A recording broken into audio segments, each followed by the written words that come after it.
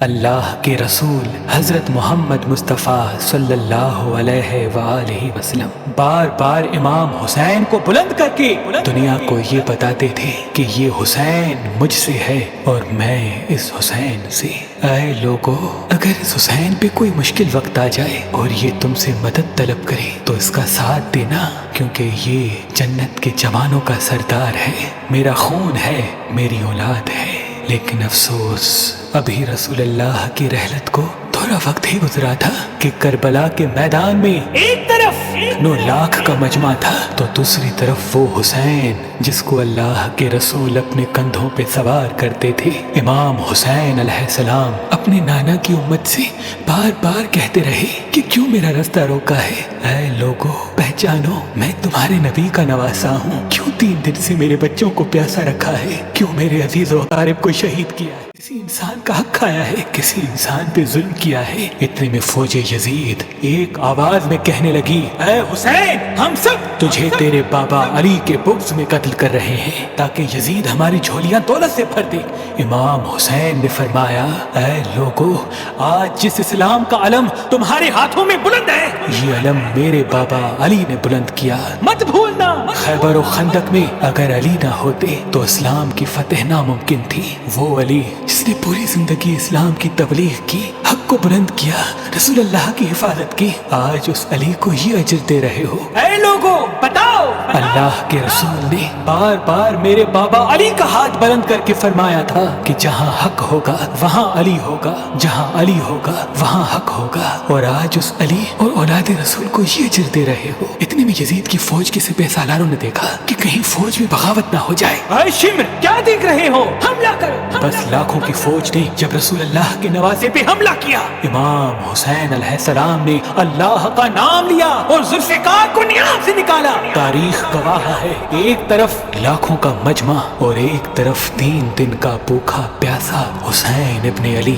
زمین پہ اس طرح کی جنگ پہلے کبھی نہیں دیکھی تھی کہ ایک تنہا انسان لاکھوں کے مجمع کو اس طرح سے فنار کر رہا ہے کہ فوج اشکیا واپس پلٹ کے بھاگنے لگی۔ امام حسین فوج یزید سے مخاطب ہو کے فرماتے ہیں، آؤ، 3 دن کے بھوکے کی جنگ دیکھو، 3 دن کے پیاسے کی جنگ دیکھو، رسول کے اس نواسے کی جنگ دیکھو، اس کی جنگ دیکھو جس کا جوان بھائی مارا گیا، جس کے جوان بیٹے کو نظروں کے سامنے قتل کیا گیا، جس نے اپنے ہی ہاتھوں سے اپنے بچے کی قبر بنائی۔ امام حسین شیر کی طرح فوج یزید سے لڑ رہے ہیں۔ اتنے میں آواز غائب آتی ہے، حسین، تیرا اللہ تجھ سے راضی ہوا۔ بس اس صدا کا سننا تھا۔ امام حسین علیہ السلام نے اپنی ذوالفقار کو تھام لیا۔ اتنے میں عمر بن سعد کہتا ہے، شمر، کیا دیکھ رہے ہو؟ یہ علی کا شیر ہے، اس کو مات دینا ناممکن ہے، جاؤ خیموں کو آگ لگا دو۔ بس کچھ ظالموں نے بیبیوں کے خیموں کو آگ لگا دی اور کچھ امام حسین کو دور سے تیر مارنے لگے۔ امام حسین کبھی بیبیوں کے خیموں کی طرف بڑھتے ہیں، کبھی فوج کی طرف جاتے ہیں۔ عمر بن سعد اور شمر نے فوج کو 4 حصوں میں تقسیم کر دیا اور یہ کہا کہ کوئی بھی حسین کے قریب نہ جائے، جس کے پاس جو چیز ہے وہ دور سے حسین کو مارے۔ جس کے پاس نیزہ تھا اس نے نیزہ مارا، جس کے پاس تیر تھے وہ تیر مارتا رہا، جس کے پاس برچیاں تھی وہ برچیاں مارنے لگا۔ تاریخ نے لکھا، جس کے پاس مارنے کے لیے کچھ نہ تھا وہ کربلا کی کرب زمین سے مٹی اٹھا کے امام حسین کی طرف پھینکتا رہا۔ امام حسین کے جسم مبارک پہ ہزاروں زخم لگتے رہے۔ آپ کے جسم مبارک پر اتنے تیر تھے کہ آپ کا جسم مبارک نظر تک نہیں آ رہا تھا۔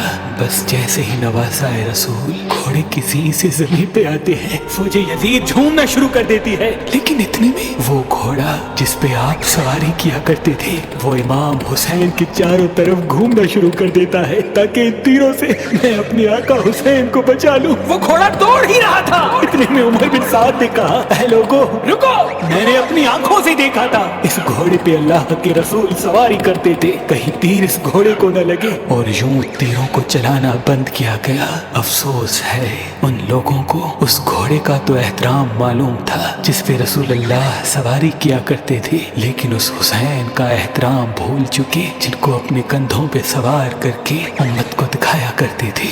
بس امام حسین علیہ السلام زمین کربلا پہ اپنا سر رکھ کے اللہ کا شکر کر رہے ہیں، اور وہاں فوج یزید کے مختلف سپاہی امام حسین کا سر کاٹنے کے لیے قریب آتے ہیں۔ جو بھی قریب آ کے امام حسین کے سر کو دیکھے تو اسے امام حسین کے چہرے میں رسول اللہ کا چہرہ نظر آئے اور وہ چیخ کے دور چلا جائے۔ اتنے میں شمر کہنے لگا یہ کام مجھ سے ہی ہونا ہے۔ جیسے ہی شمر نے خنجر امام حسین کے گلے پہ رکھا تو وہ دیکھے امام حسین کے لب ہل رہے ہیں۔ اس نے سوچا ہم نے حسین کا پورا خاندان قتل کر دیا، 3 دن تک حسین کے بچوں کو پیاسا رکھا، شاید حسین ہمیں بد دعا دے رہے ہوں گے۔ سننے کے لیے کان قریب کرے تو کیا سنے، امام حسین علیہ السلام اللہ کی دربار میں اللہ کی نعمتوں کا شکر کر رہے ہیں کہ اے اللہ تیرا شکر ہے کہ اس عظیم امتحان کے لیے تو نے اس حسین کو چنا۔ اتنے میں امام حسین نے آنکھیں کھولی اور شمر سے کہا اے شمر کیا تو نہیں جانتا میں رسول اللہ کا نواسا ہوں،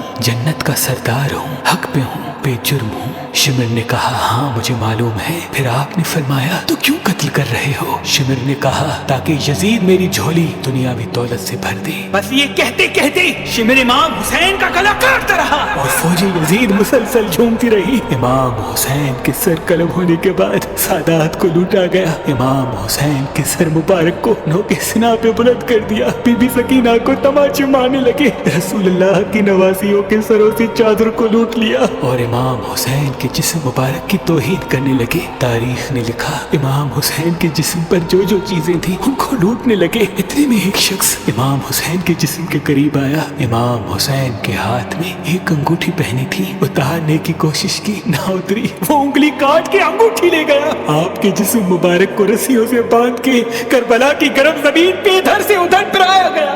اتنے میں عمر بن سعد نے کہا اے شمر حسین اور اس کی ساتھیوں کی لاش کا وہ حشر کرتے ہیں کہ رہتی دنیا تک کوئی بھی یزید کے خلاف آواز نہ اٹھائے، سب کے جسم سے سروں کو کاٹ لو اور سب کی لاشوں کو پامال کر دو۔ زمین کربلا گواہ ہے، کہیں سے کوئی قبیلہ اٹھ کے آتا ہے اور کہتا ہے کہ ہم حر کی لاش کو پامال ہونے نہیں دیں گے، کہیں بی بی ام لیلا کا قبیلہ آ کے کہتا ہے کہ ہم علی اکبر کا لاشا پامال ہونے نہیں دیں گے، کہیں بی بی رباب کے قبائل کے لوگ کہتے ہیں ہم علی اصغر کا لاش پامال ہونے نہیں دیں گے۔ ایک ایک شہید کی لاش پامال ہونے والی جگہ سے ہٹائی گئی۔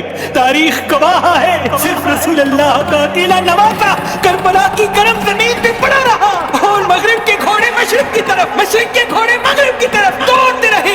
امام حسین کا جسم پامال ہوتا رہا۔ امام جعفر صادق علیہ السلام فرماتے ہیں میرا سلام ہو میرے اس غریب دادا پر جس کی لاش کو اس طرح سے پامال کیا گیا کہ ان کی دائیں پسلیاں بائیں پسلیوں کی طرف چلی گئی اور بائیں پسلیاں دائیں پسلیوں کی طرف چلی گئی، جن کا سینہ اور پشت ایک ساتھ ہو گیا۔ سلام ہو میرے اس بے وطن دادا حسین پر جن کے جسم مبارک کے ٹکڑوں کو زمین کربلا پہ بکھیرا گیا۔ سلام ہو